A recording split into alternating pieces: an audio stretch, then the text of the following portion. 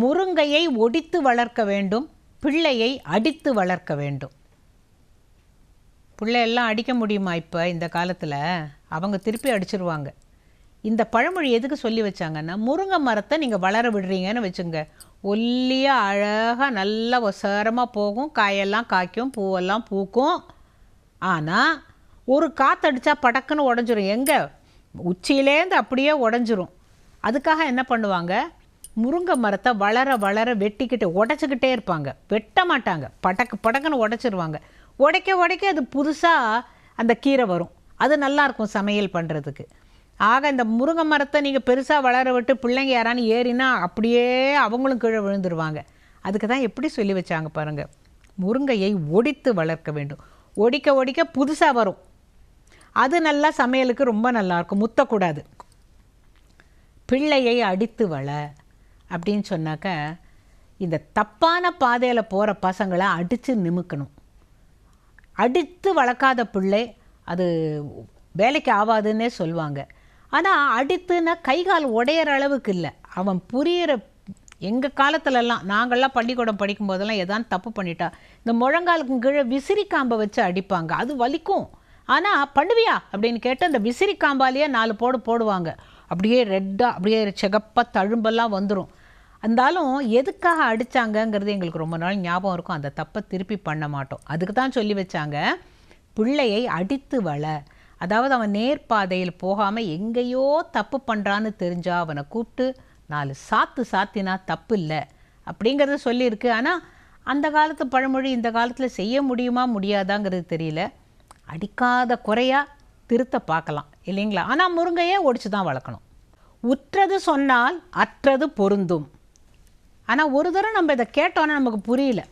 உற்றது சொன்னால் அற்றது பொருந்தும் அப்படின்னாக்கா, இந்த ஒரு வரிக்கு அர்த்தம் சொல்லணும்னாக்க, உண்மையை சொன்னால் உடைந்தது பொருந்திவிடும். அது எப்படிங்க? நம்ம இப்போ உண்மையை சொல்கிறோம், அதுக்காக உடஞ்ச சாமான் ஏதாச்சும் தன்னால் ஒட்டிக்குமானா ஒட்டிக்காது. இது மகாபாரதத்தில் நடந்த ஒரு கதை. பஞ்ச பாண்டவர்களும் போய்கிட்டு இருக்கிறாங்க. அப்போது அங்கே ஒரு நெல்லிக்கனி மரம், அதில் ஒரே ஒரு நெல்லிக்கனி பழுத்திருக்கு, காஞ்சிக்கிட்டு வருது. அப்போ ரொம்ப ருசியாக இருக்கும். திரௌபதி பார்த்துட்டு எனக்கு அந்த கனி வேணுமே அப்படின்னு கேட்குறா. உடனேவே அர்ஜுனன் என்ன பண்ணுறான், இவ்வளவு தானே, போய் அந்த கனியை கொண்டு வந்து அவகிட்ட கொடுத்துட்றான். அவள் கையில் வச்சுருக்கா. அந்த நேரத்தில் மற்ற முனிவர்கள்லாம் ஓடி வந்து, அடாடா என்ன காரியம் பண்ணிட்டீங்க, அது 12 வருஷத்துக்கு ஒரு முறை தான் பழுக்கும், இதை சாப்பிடுவதற்கு ஒரே ஒரு முனிவர் தான் இருக்கிறார், அவர் 12 வருஷமாக ஒன்றுமே சாப்பிட மாட்டார். இப்போ போய் குளிச்சுட்டு நீராடிட்டு தூய உடையோடு வந்து அது அப்படி இறைவன் பிரசாதமாக அவர் சாப்பிடுவார். இப்போ வந்து நீங்கள் அதை எடுத்துட்டீங்களே, அவருக்கு சபிச்சிருவாரே உங்கள் அத்தனை பேரையும்.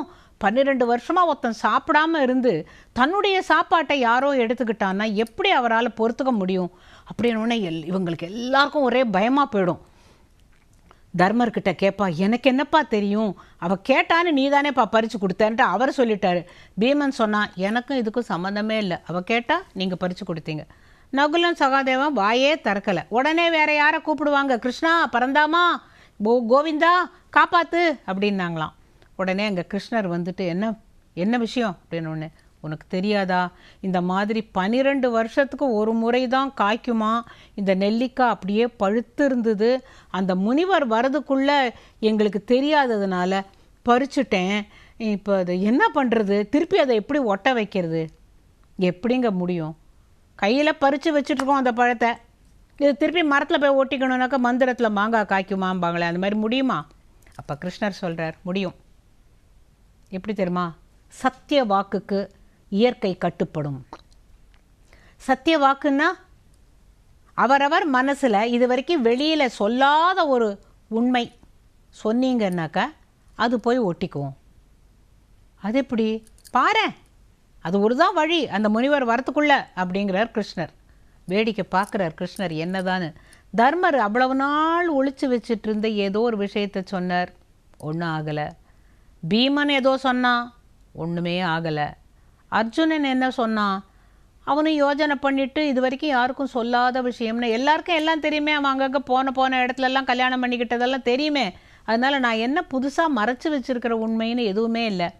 நகுலன் சகாதேவர் 2 பேருமே, அண்ணா உங்களுக்கு தெரியாமல் நாங்கள் எதுவுமே செஞ்சதில்லை, கண்ணா உனக்கு தெரியாத நாங்கள் மறைச்சது உண்மையும் இல்லை, எல்லாம் உனக்கு தெரியும்.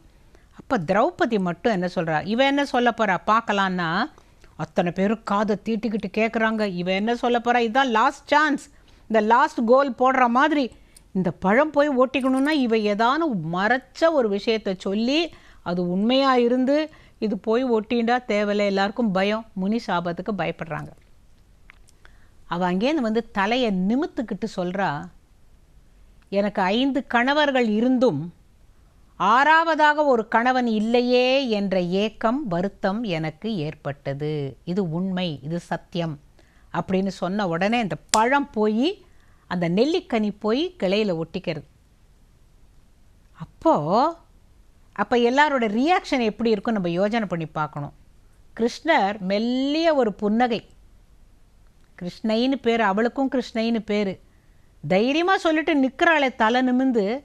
அவளுக்கோ 5 கணவர்கள், இந்த 5 பேரும் இல்லாமல் எனக்கு 6வதாக ஒரு கணவன் இருந்திருக்க வேண்டும் அப்படின்னு அவள் சொன்னான்னா மனசில் இவ்வளோ நாள் உள்ளே வச்சு அதை அழுத்தி வச்சிருக்கிறாளேன்னு உடனே தர்மபுத்திரருக்கு புரியலையாம், இது என்ன இப்படி ஒரு விஷயத்தை ஒரு பெண்மணி சொல்லுவாளான்னு. பீமன் அங்கேருந்து வந்து அவனுக்கு ஒரே ஆச்சரியம். அர்ஜுனன் தலை குனிஞ்சுக்கிட்டான், நகுலன் சகாதேவன் வாயே திறக்கலை. அப்போ கிருஷ்ணர் கேட்குறார், கிருஷ்ணா, இவளை கூப்பிடுறார், கிருஷ்ணையே, திரௌபதியே. அவள் கருப்பாக இருந்ததுனால அவளுக்கும் கிருஷ்ணைன்னு பேர், கிருஷ்ணனுக்கும் கிருஷ்ணைன்னு பேர், கிருஷ்ணான்னு பேர், இவள் கிருஷ்ணை. என்ன திரௌபதி இப்படி ஒரு ஆசையா உனக்கு? ஆமாம், அன்னைக்கு துரியோதனனுடைய சபையில் துச்சாசனன் என்னுடைய தலைமுடியை பிடிச்சு நான் ஏக வஸ்திரத்தில் இருக்கிறேன், தீண்டாமல் இருக்கிறேன், அன்னைக்கு தொடாதேன்னு அவன் நான் கத்தின போது அவன் தலைமுடியை பிடிச்சு தர தர தர தரன் என்னை இழுத்துட்டு போனானே. தைரியமாக டேய் துச்சாசனா அவளுடைய துகில உரிடான்னு சொல்ல சொல்ல சொல்ல அவன் புடவையை இழுத்தானே. அன்னைக்கு இந்த தர்மர் என்ன பண்ணினார், பீமன் என்ன பண்ணினார், அர்ஜுனன் என்ன பண்ணார், நகுல சகாதேவர்கள் என்ன பண்ணினாங்க? எல்லாரும் தலை குனிந்து கிரீடத்தை துரியோதனன் காலடியில் வச்சுட்டு கையை கட்டிட்டு தலை குனிஞ்சிட்டு நின்னாங்க. அன்னைக்கு இத்தனை பேரையும் அடிக்கிறதுக்கு நான் இருக்கேன் திரௌபதி அப்படின்னு சொல்லி எனக்கு இன்னும் ஒரு கணவன் இருந்திருந்தான்னாக்க அந்த நேரத்தில் என்னுடைய மானம் காப்பாற்றப்பட்டிருக்கும் இல்லையா? அப்போ தான் நான் நினச்சிக்கிட்டேன், இந்த 5 பேர் எனக்கு பிரயோஜனம் இல்லையா, 6வதா ஒத்தனாவது என்னை காப்பாற்றிருக்க கூடாதுன்னு ரொம்ப நாளாக மனசில் வச்சு மருகிக்கிட்டே இருந்தேன். ஆனால் கிருஷ்ணா, நீ என்னை காப்பாற்றினது வேறு விஷயம், ஆனால் கணவன் அப்படின்னாக்கா மனைவிக்கு ஒரு சின்ன ஒரு ஆபத்துன்னா கூட ஓடி வந்து காப்பாற்ற வேண்டாம். அந்த விஷயத்தில் இந்த 5வரும் பாண்டவர்கள் தோற்றுவிட்டார்கள்.